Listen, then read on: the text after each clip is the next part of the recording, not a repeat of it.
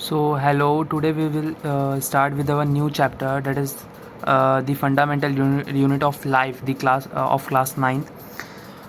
Here, while examining a thin slice of cork, Robert Hooke saw that the cork resembled the structure of honeycomb consisting of many little compartments.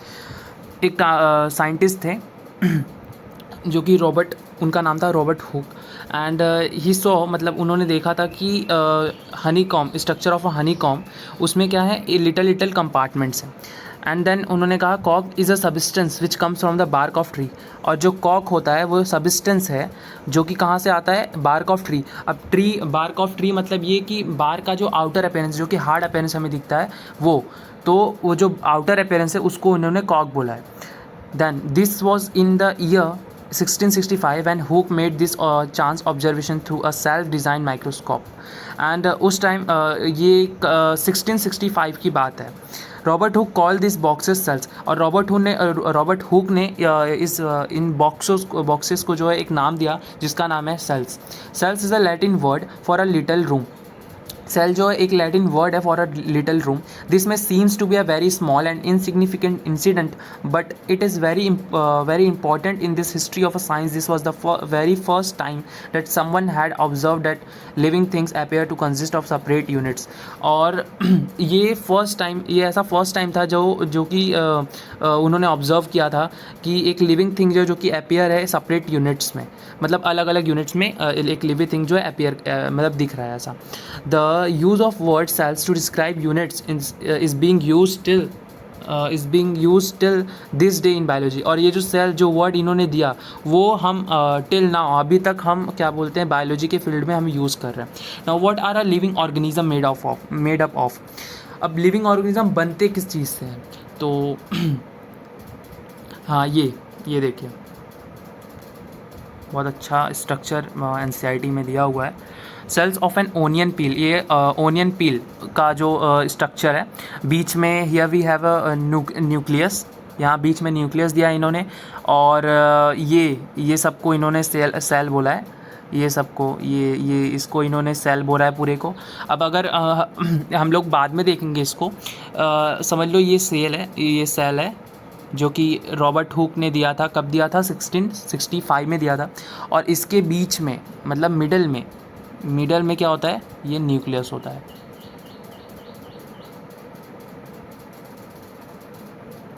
Okay, बीच में उसके nucleus रहेगा.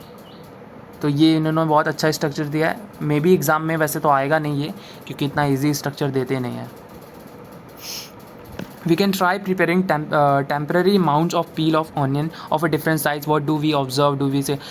इसको हम घर पे कर सकते हैं, बट हाँ नहीं कर सकते एक्चुअली, हमें माइक्रोस्कोप चाहिए यूजुअली. तो नहीं, फ़िलहाल घर पे तो पॉसिबल नहीं है. आप अगर लैब में देख सकते हैं स्कूल्स में अपने, तो वहाँ दिखेंगे. What are these structures? These structures look similar to each other. Together they form a big structure like an onion bulb. We find from this activity that onion bulbs of a different size have a similar small structure visible under a microscope. हमने actually ये onion पिल के structure में देखा कि ये जो structure है हमारा, इसमें जो सेल्स हैं वो मोस्ट ऑफ मतलब सिमिलर है और सेम साइज़ के हैं. ये जो सेल्स हैं मोस्ट ऑफ क्या है, सिमिलर है, और सब में एक ही न्यूक्लियस है. मतलब एक सेल में एक ही न्यूक्लियस है और मोस्ट ऑफ सिमिलर है. तो ये इस लाइन में ये कह रहा है. Now, these small structures that we see are the basic building units of an onion bulb. These structures are called cells. और हम इन्हीं स्ट्रक्चर्स को हम सेल्स बोलते हैं. जैसे इन्होंने नेमिंग भी यहाँ किया है, यहाँ पर नेमिंग इन्होंने किया है. यहाँ पर अगर आप देखेंगे तो यहाँ पर नेमिंग इन्होंने किया है.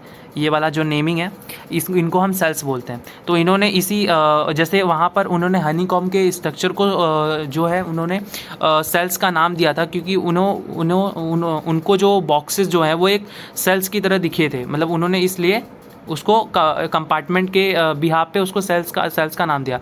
तो वैसे ही हमें ओनियन पील का जो हमारा हमने जब इलेक्ट्रॉन माइक्रोस्कोप में देखा तो हमें ये ऑब्जर्वेशन हमें क्या मिला, हमें ये क्या सेल्स की तरह दिखे. Now these structure are the cells. यहाँ पर लिखा है जैसे These structure are cells. Not only onions, but all organisms that we observe around are made of cells. However, there are also single cells that live on their own.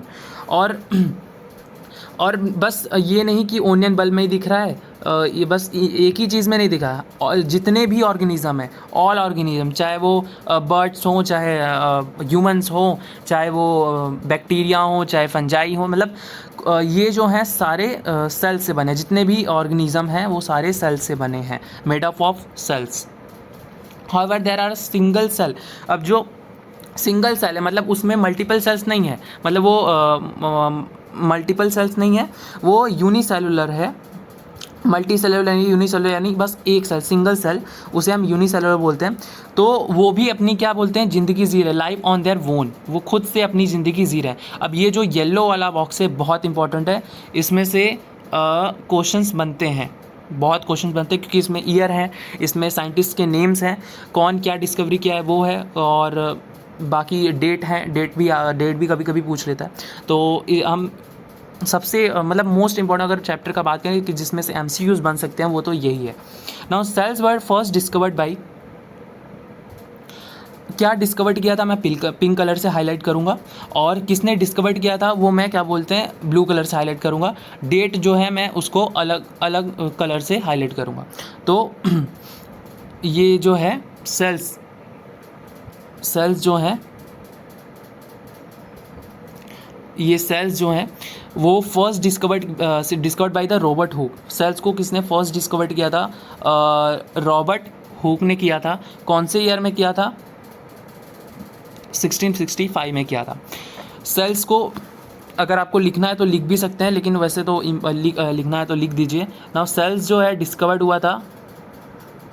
किया था Robert Hooke ने. Robert Hooke ने 1665 में. ये box बहुत important है तो इसको लीव मत करना.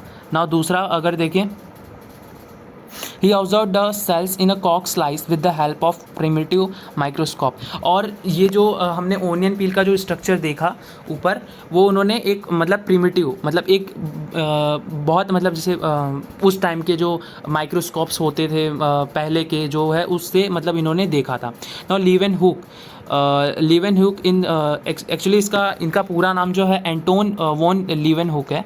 एंटोन, आपको लिखना है तो लिख लीजिए, एंटोन वॉन, और ये इनका लीवेनहुक, ये इनका पूरा नाम है. इन्होंने जो डिस्कवर्ड किया था 1674 में डिस्कवर्ड किया था वाया माइक्रोस्कोप. क्या डिस्कवर्ड किया था, free living cell in a pond water में फ्री लिविंग सेल्स को इन्होंने क्या बोलते हैं ऑब्जर्व किया था, इन्होंने देखा था. देन उसके बाद तब हमें पता चला था कि हाँ पानी में भी मतलब पॉन्ड में भी लिविंग ऑर्गेनिजम्स रहते हैं और लैंड में भी रहते हैं. मतलब इन्होंने बस वो बोला था कि पॉन्ड में, मतलब पॉन्ड में वैसे भी किसी को इतना आइडिया था, तो इन्होंने वो ऑब्ज़र्व किया पॉन्ड में कि हमें वहाँ फ्री लिविंग सेल्स जो हैं वहाँ पर विजिबल हुए थे. और ये फर्स्ट टाइम इन्होंने विजिबल किया था, मतलब ये ऐसे फर्स्ट पर्सन थे जो कि फर्स्ट टाइम इन्होंने पॉन्ड वाटर में वो देखा था free living cell. Now Robert Brown जो हैं, नाउ इसके बाद रॉबर्ट ब्राउन जो हैं, इन्होंने आई थिंक न्यूक्लियस को डिस्कस, हाँ रॉबर्ट ब्राउन जो हैं रॉबर्ट ब्राउन जो हैं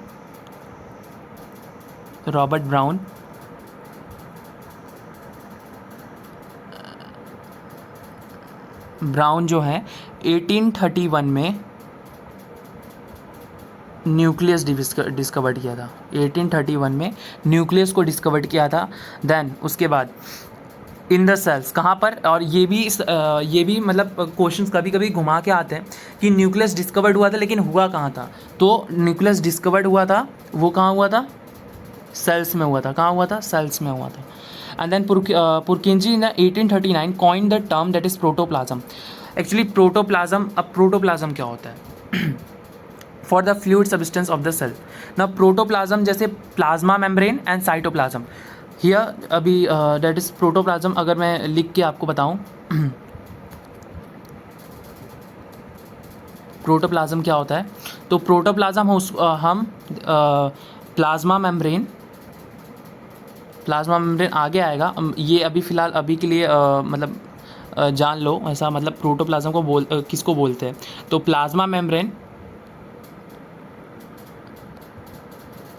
को हम लोग सेल मेम्ब्रेन भी बोलते हैं, अगर आपको नहीं पता है तो। प्लस साइटोप्लाज्म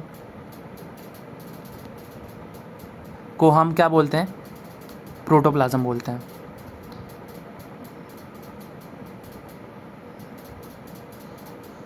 तो इन दोनों को मिला के हम इसको प्रोटोप्लाज्म बोलते हैं। तो ये प्रोटोप्लाज्म जो टर्म है ये given by home, that is Purkinje in 1839। Date भी याद रखना, और हु डिस्कवर्ड मतलब कौन डिस्कवर्ड किया है वो भी याद रखना, और क्या दिया है वो भी याद रखना। For a fluid substance of the cell, और जो सेल्स में फ्लूइड सब्सटेंस होते हैं उनके लिए ये एक प्रोटोप्लाज्म, मतलब plasma membrane plus cytoplasm is called protoplasm. ये जो टर्म है पुरकिंजी ने इन 1839 में दिया था। Now the cell theory that all the plants and animals are compose of cells, that the cell is the basic unit of life was presented by the two biologist Schleiden and Schwann. तो Schleiden जो है, skeleton इन 1838 में उन्होंने कहा था, 1838 में, और सोवन जो है 1839 में, ये दोनों ने कहा था कि जो जितने भी प्लांट्स एंड एनिमल्स होते हैं वो composed of cells and their cell products. मतलब जितने भी प्लांट्स और एनिमल्स है वो किससे बने हुए हैं, सेल से बने हुए हैं, एंड देयर प्रोडक्ट से बने हुए हैं। देन ये दोनों ये जो बातें हैं ये दोनों ने एक्चुअली ये हायर क्लास में आते हैं। स्केलेटन और सोवन ने दोनों ने अलग अलग चीज़ और भी कहे थे जो कि डिफरेंस है, उनमें डिफरेंस है। यहाँ पर तो दोनों को एक ही दिखा के मतलब दोनों ने ये कह दिया है, तो यहाँ पर वैसे लिख दिया है, लेकिन हायर क्लास में हम और मतलब डिटेल में और अंदर और जाएंगे। तो फिलहाल अभी आपके में बुक में यही है, तो हम यही देखते हैं। स्केलेटन और सोवन ने 1838 में और 1839 में इन्होंने कहा था कि प्लांट्स एंड एनिमल्स जो हैं composed of cells, and that the cells is the basic unit of life. And इन्होंने कहा था जो सेल्स है वो सबसे बेसिक यूनिट ऑफ लाइफ है, मतलब कोई भी ऑर्गेनिज्म बिना सेल्स के बन ही नहीं सकता, ऐसा उन्होंने कहा। तो ऐसा उन्होंने ये मैं कह रहा हूँ एक्चुअली, यहाँ पर बेसिक यूनिट ऑफ लाइफ मतलब बिना सेल्स के कोई भी ऑर्गेनिज्म तैयार ही नहीं हो सकता जब तक सेल्स ना हो। देन उसके बाद the cell theory was further expanded by the विक्रो in 1855 by suggesting that all cells arise from pre existing cells. अब ये बहुत बड़ी बात है। अब अगर सेल्स डिवाइड होते हैं ये पता है, लेकिन ये सेल्स आते कहाँ से हैं, एक्चुअली इनका जो ओरिजिन है वो कहाँ पर है। तो ओरिजिन अगर देखें इन सेल्स का, और अगर आपको लिखना है तो ये लिख लीजिए, ये जो विक्रो हैं और इनका पूरा नाम जो है दैट इज़ रूडोल्फ विक्रो है, विक्रो है कि हाँ विरको है। दैट इज़ इन 1855 में इन्होंने बताया था कि जितने जो भी सेल्स हैं वो जो है हमारे प्री एग्जिस्टिंग सेल्स, मतलब जो सेल्स पहले से ही हैं उनमें से जो है हमारा नए सेल्स जो है वो अराइज होते हैं। जितने भी पहले के सेल्स हैं उनमें से सेल्स जो है डिवाइड होते हैं एंड देन अराइज होते हैं। तो जितने भी प्री एग्जिस्टिंग सेल्स हैं जो कि पहले से ही एग्जिस्ट कर रहे हैं उन सेल्स से डिवाइड होके हमारे जो सेल्स जो हैं नए बनते हैं। With the discovery of the electron microscope in 1940 it was possible to observe and understand the complex structure of the cells and various organelles. और जैसे जैसे टाइम बढ़ा 1940 अराउंड 1950s के टाइम, यहाँ तो 40 दिया है, 1950s तक हमारे पास जो है एक हमारे पास वेल ऑर्गेनाइज जो है हमारे पास माइक्रोस्कोप, इलेक्ट्रॉन माइक्रोस्कोप डिस्कवरी हो चुकी थी, जिससे हम complex structure of the cells, मतलब जितने भी हार्ड स्ट्रक्चर, जितने भी कॉम्प्लेक्स, जितने भी हार्ड स्ट्रक्चर्स जो हैं, मतलब वो सारे जो हैं हम इजीली जो है हम with the help of electron microscope हम देख सकते हैं। एंड एक बार हम इस टेबल को और एक बार और रिकैप कर लेते हैं क्योंकि इसमें बहुत सारे डेट्स आए हैं एंड देन साइंटिस्ट नेम है, तो थोड़ा बहुत कन्फ्यूजन होगा। नाउ सेल्स, पहला पॉइंट है सेल्स। जो है सेल्स को डिस्कवर किया था रॉबर्ट हुक ने इन 1665 में and then via a primitive microscope. Now Anton von Leeuwenhoek जो इन 1864 में इन्होंने डिस्कवर किया था फ्री लिविंग सेल्स। कहाँ पर किया था? पॉन्ड वाटर में किया था। वो भी फर्स्ट टाइम, जो कि ये ऐसे पर्सन थे जो कि फर्स्ट टाइम जिन्होंने free living cell pond water में डिस्कवर्ड किया था ना। उसके बाद रॉबर्ट ब्राउन थे इन 1831 में, इन्होंने डिस्कवर्ड किया था न्यूक्लियस को। कहाँ पर? सेल में डिस्कवर्ड किया था। पुरकिंजी जो है 1839 में ही coined the term that is protoplasm. Protoplasm क्या होता है? Cytoplasm plus plasma membrane is called the protoplasm for the fluid substance of the cells. Now the cell theory that all the plants and animals are composed of cells and the cells is the basic unit of life was presented by the two biologists, that is Skeleton और सोवन। Actually ये skeleton and सोवन जो है ये एक German biologist हैं। ये higher class में आएगा, फिलहाल मैं आपको बता दे रहा हूँ। टू बायोलॉजिस्ट है जो कि ये जर्मन के थे, स्केलेटन एंड सोवन जो हैं। 1838 और 1839 में इन्होंने कहा था कि जितने भी प्लांट्स एंड एनिमल्स हैं वो कंपोज्ड ऑफ सेल्स, मतलब सेल से बने हुए हैं एंड जो सेल्स है वो बेसिक यूनिट ऑफ लाइफ है। नाउ उसके बाद आए रुडोल्फ विक्रो। He expanded the that is all the cells are arise from the pre existing cells. मतलब जितने भी सेल्स हैं वो हमारे प्री एग्जिस्टिंग सेल्स जो कि पहले से ही एग्जिस्ट कर रहे हैं उनमें से वो अराइज होते हैं, जो कि इन्होंने कहा था 1855 में ना। इसके बाद जो हमारे पास इलेक्ट्रॉन माइक्रोस्कोप डिस्कवर्ड हो गया था इन 1940s और 50s में, तो हम जितने भी सेल्स के अंदर ऑर्गेनेलीज हैं like mitochondria, vacuoles, plastids and ये सारी चीज़ें जो हैं हम आगे पढ़ेंगे। जितने भी ये सारे ऑर्गेनेलीज हैं ये हमारे लिए इजीली विजिबल था विद द वाया हमारे इलेक्ट्रॉन माइक्रोस्कोप के जितने भी कॉम्प्लेक्स स्ट्रक्चर थे हम अच्छे से देख सकते थे। Now the invention of a magnifying lenses led to the discovery of a microscopic world. It is now known that single cells may constitute a whole organism as in amoeba. amoeba जो है single cellular होता है, unicellular होता है as you, अगर नहीं पता है आपको तो amoeba जो है वो यूनिसेलुलर होता है। तो Chlamydomonas, Paramecium and bacteria, these organisms are unicellular। हाँ, as यहाँ पर जैसा ये एग्जाम्पल्स हैं जो कि ये भी एग्जाम में पूछे जाते हैं। एंड यहाँ पर नीचे अमीबा था और then chlamydomonas, then paramecium and bacteria जितने भी हैं ये सारे लोग यूनिसेलुलर हैं। यूनिसेलुलर मतलब यूनि मतलब सिंगल एंड सेलुलर मतलब सेल, तो ये सारे लोग क्या है? यूनिसेलुलर है। On the other hand many cells group together in the single body and एंज्यूम। एग्जाम्पल एक्चुअली मैं हाईलाइट कर दे रहा हूँ, ये भी पूछे जाते हैं examples. That is amoeba. 3 examples आपके एनसीईआरटी में, तो आप 3 एग्जाम्पल्स देख लें। 4 एग्जाम्पल एक्चुअली, 4, चौथा तो नेम नहीं है, बस बैक्टीरिया लिखा है इन्होंने। तो ये 4 जो हैं यूनिसेलुलर है। And then on the other hand many cells group in a single body assume that a function in it to form a various body parts in a multicellular organism। और multi मतलब many, जितने भी fungi हैं, plants हैं, animals हैं, humans हैं, ये सारे क्या है? मल्टी सेलुलर ऑर्गेनिजम्स हैं। यहाँ पर एग्जाम्पल्स ऑलरेडी गिवन है। Every multi cellular organism has come from a single cell. अब जैसा कि मैंने कहा था विदाउट एनी सिंगल सेल हम मल्टी सेलुलर बन ही नहीं सकते। मतलब हमें अगर एक कॉम्प्लेक्स बॉडी तैयार करनी है, एक ह्यूमन बॉडी तैयार करनी है, तो उसके लिए हमारे पास एक सेल, मिनिमम एक सेल तो होना चाहिए। विदाउट इसके हम मल्टी सेलुलर बन ही नहीं सकते। Cells divide to produce cells of their own kind. All cells thus come from the pre existing, जो कि प्री एग्जिस्टिंग सेल्स वाली बात जो रुडोल्फ विक्रो ने दी थी कि जितने भी सेल्स हैं वो प्री एग्जिस्टिंग सेल्स से आते हैं। हाँ, ये भी बहुत इम्पॉर्टेंट स्ट्रक्चर्स हैं एक्चुअली। ये भी एग्ज़ाम में पूछ लेते हैं। एक स्ट्रक्चर दे देंगे आपको और बोलेंगे पहचानो इसको ऐसा। और हायर क्लास में तो इसके मेज़रमेंट्स भी दिए हैं, मतलब कौन सा ब्लड सेल्स या फिर स्मूथ मसल सेल्स, ये सारे इनका पैरामीटर्स क्या है ऐसा।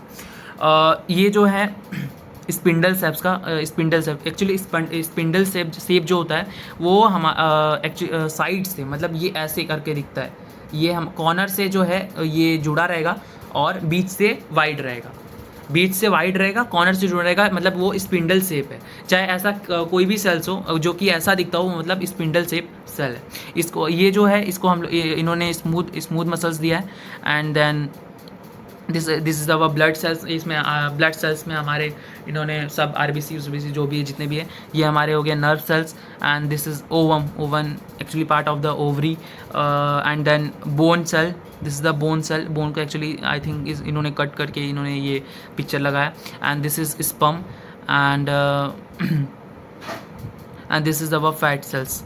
बीच में ये जो है वैक्यूल है were cells from the human body. ये ह्यूमन बॉडी के क्या है cells. And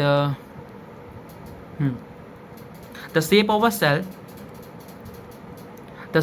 cell are related to a specific function they perform। और हर shape and size of a cell जो है related to a specific function। Her cells और हर group of cell tissues के जो हैं अलग अलग function जो कि है वो perform करते हैं। Some cells like amoeba have a changing shapes। In some cases the cell shape could be more or less fixed or peculiar for a particular type of cells। For example nerve cell have a typical shape। Now amoeba जो है वो अपने food को capture करने के according वो अपना जो अपना शेप है वो चेंज करता है। एंड देन हमारे जो नर्व सेल हैं वो क्या बोलते हैं, उनका जो शेप है वो टिपिकल शेप है। वहाँ पर तो बहुत आपको बड़े में दिखाया एक्चुअली विजिबल तो ये होता नहीं है। नर्व इतने छोटे छोटे होते हैं बॉडीज़ के अंदर, तो वो विजिबल भी नहीं होते हैं वहाँ, तो इतना जूम करके दिखा भी दिया आपको कि ऐसा दिखता है।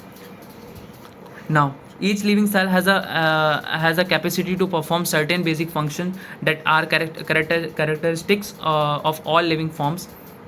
हर एक सेल्स का जो है अलग अलग कैपेसिटी है, मतलब हर सेल्स वो काम नहीं कर सकता जो दूसरे कर सकते हैं, तो हर सेल का अलग अलग कैपेसिटी, अलग अलग बेसिक फंक्शंस है, उसके काम करने का तरीका अलग है तो हर लिविंग फॉर्म में। Now how does a living cell perform their basic functions. अपने बेसिक फंक्शन परफॉर्म कैसे करते हैं। Now we know that there is a division of labour in the multicellular organism such as human beings. ऐसे बहुत सारे divisions थे हमारे human body, human beings में, या फिर बोल सकते हैं मल्टी सेलुलर ऑर्गेनिजम्स में। This means that different parts of the human body perform different function. जितने भी ह्यूमन बॉडी के पार्ट्स हैं तो हर एक पार्ट जो है वो अलग अलग फंक्शन जो है करता है। वही यहाँ पर लिखा this means that different parts of the human body, अलग अलग parts of the human body अलग अलग फंक्शन जो है परफॉर्म करते हैं। The human body has a heart to pump blood, a stomach to digest food और सो ऑन। अब आपका जो लीवर है वो फूड थोड़ी ना डाइजेस्ट करेगा, या फिर जो हार्ट है वो क्या किडनी का काम करेगा, ऐसा नहीं। तो हर एक सेल्स जो हैं उनका अलग अलग काम है।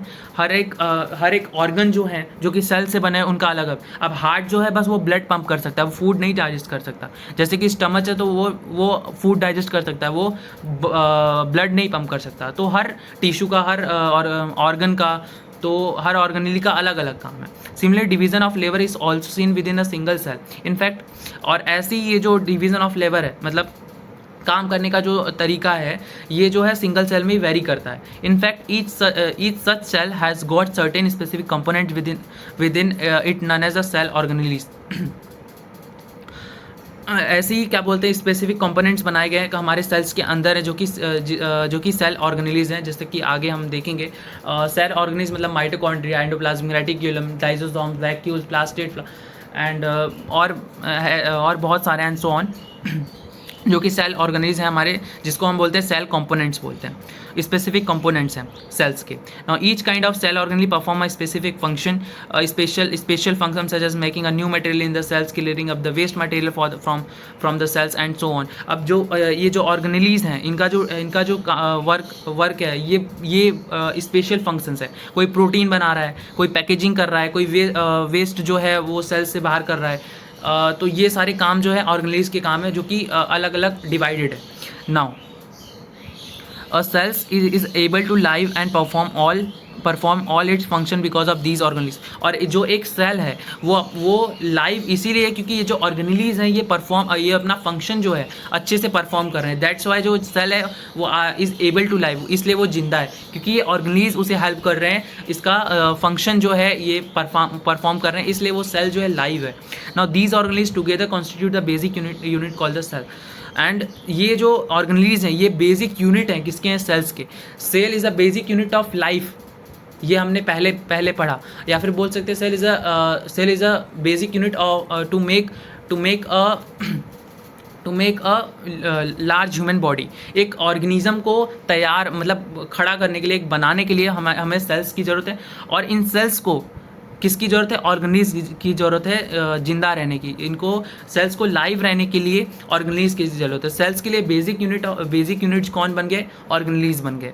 It is interesting that all cells are found to have the same organelles no matter what their functions is और what organism they are found in. Now ये इधर कुछ ऐसा कुछ खास इतना कुछ लिखा नहीं है। It is interesting that all the cells are found, ये ऐसे ही मतलब कोई इसमें कुछ है नहीं, ऐसे ही उन्होंने ऐड टाइप लिखा है। एंड बाकी का जो पार्ट है एक्चुअली ये छोटा सा ये कर लेते हैं, बाकी हम अगले पार्ट में करेंगे। What is a cell made up of?